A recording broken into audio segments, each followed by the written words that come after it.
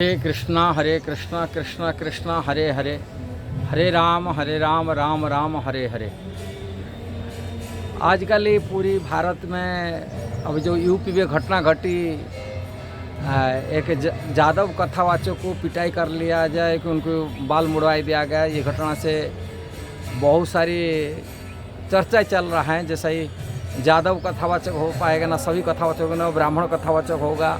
ये बहुत माने आपस में चलता लड़ाई चलता है, किंतु वास्तव में शास्त्र में क्या लिखा गया, शास्त्र में क्या कहा गया, किससे हम कथा सुनना चाहिए, कहाँ से कथा सुनना चाहिए। जादव से कथा सुनना चाहिए ना, ब्राह्मण से सुनना चाहिए ना, कोई भी वर्ग लोग से सुनना चाहिए। कथा किससे सुनना चाहिए?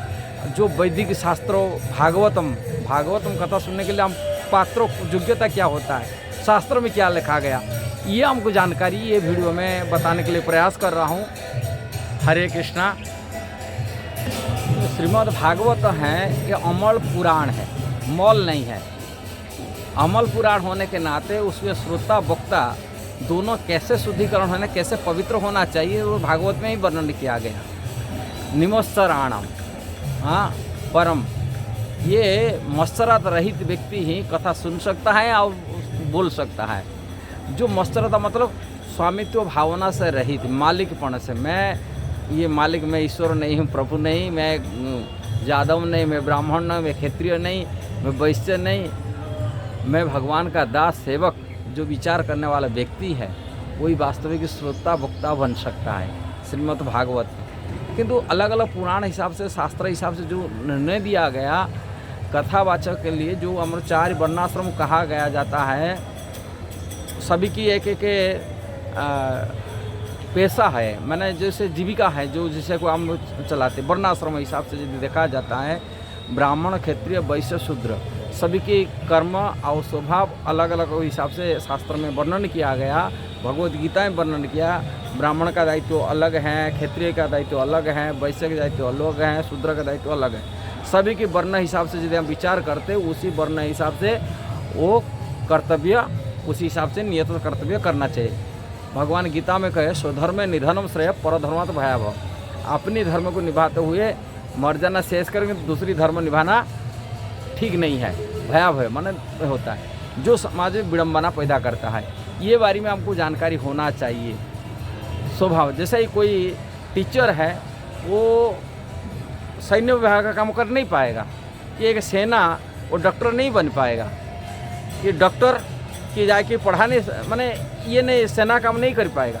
सभी की कार्य अलग होता है और सभी की स्थिति अलग होता है। उसी स्थिति अनुযাयी वर्णाश्रम बनाया गया और वो दूसरी कर्म नहीं करने के लिए भगवान ने गीता में उपदेश दिए। सभी के कर्म किया जाता है, किंतु कलि युग में दूसरी वर्णाश्रम, कलि युग में किंतु वर्णाश्रम नहीं चल रहा है। अब देखना चाहिए वर्णाश्रम, कोई भी वर्ण व्यक्ति, ब्राह्मण जाकर भी क्षत्रिय कर्म कर रहा है, माने एक सेना भी में भर्ती हो रहा है, और जो शूद्र है वो भी टीचर बन रहा है, पढ़ा शूद्र परिवार में जन्म हुआ व्यक्ति वो टीचर शिक्षक बन रहा है, माने गुरु बन रहा है, वो ब्राह्मण का कर्म कर रहा है। इसलिए कलि युग में कलौ शूद्र सभा, कलि युग में शूद्र ही पैदा होते और कर्मणा जाए द्विज होते। कर्म जब करता है वो स्वभाव बनता है, उसी हिसाब से वो द्विज बनता है। द्विज माने दूसरा जन्म हो जाता है। जन्म से शूद्र, किंतु जन्म न जायते शूद्र, जन्म से कलि युग में शूद्र, कलौ शूद्र संभव, किंतु कर्मणा द्विज होते, जिससे कर्म करता है उसमें द्विज हो जाता है, मन दूसरा जन्म हो जाता है। वो ब्राह्मण हो सकता है, क्षत्रिय भी हो सकता है, वैश्य भी हो सकता है, शूद्र हो सकता है, कर्म हिसाब से। इसीलिए कर्म हिसाब से कौन सा हमें जीविका को अपना धारणा कर रहे हैं, अपने जीवन में ले रहे हैं, उसी हिसाब से उनको विचार करा जाता है। किंतु शास्त्र एक निर्णय दिया जाता है, हम सुनने, जैसे पद्म पुराण में कहा गया, अवैष्णव मुखोद्गिन्ना पुत हरिकथामृतम श्रवणम नैव कर्तव्यम सर्प उच्चिष्ट यथापयो। इसका अर्थ है अवैष्णव मुख से कथा नहीं सुनना चाहिए। सुनना कहाँ सुनना चाहिए, कौन सा कथा नहीं सुनना चाहिए? अमृत तुल्य हरि कथा।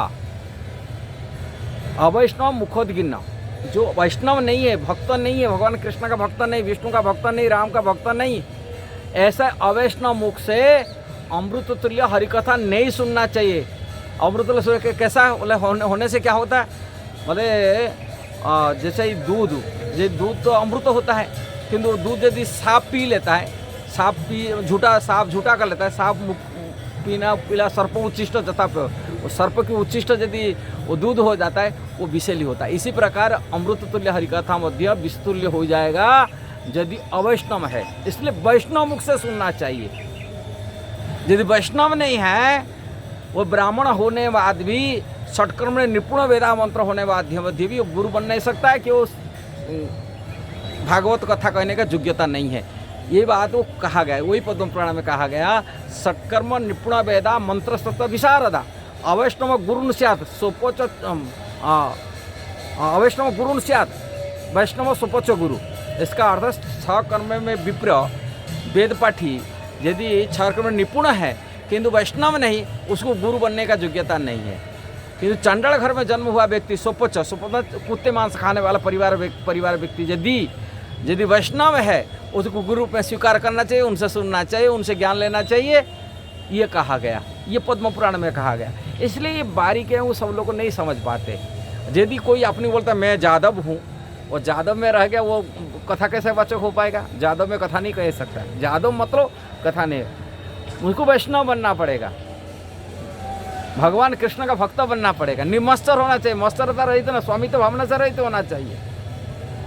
चाहे जादव हो कि ब्राह्मण हो, कथा बा कहने का योग्यता उनका नहीं है, उनसे सुनना भी नहीं चाहिए। जो शास्त्र में कहा गया हमारा वैदिक शास्त्र कहते हैं वैष्णव होना पड़ेगा, विष्णु का भक्त होना पड़ेगा। जब तो कृष्ण का भक्त नहीं, कृष्ण का कथा कैसा कहेगा? कृष्ण कहने का पात्र होता है, कृष्ण का अन्य भक्त होना पड़ेगा, निमस्तर होना पड़ेगा। और ये जीविका चलाने के लिए कथा कहने के लिए नहीं है। भागवत कथा बड़ा विरक्ति देने वाला है, संसारिक भोग से दूर रहने के लिए। कथा मतलब है वो विरक्त व्यक्ति होना चाहिए। सुखदेव गोस्वामी विरक्त व्यक्ति होना चाहिए, संसार से, इच्छाओं से, वासनाओं से मुक्त होना चाहिए, वो कथावाचक हो सकता है।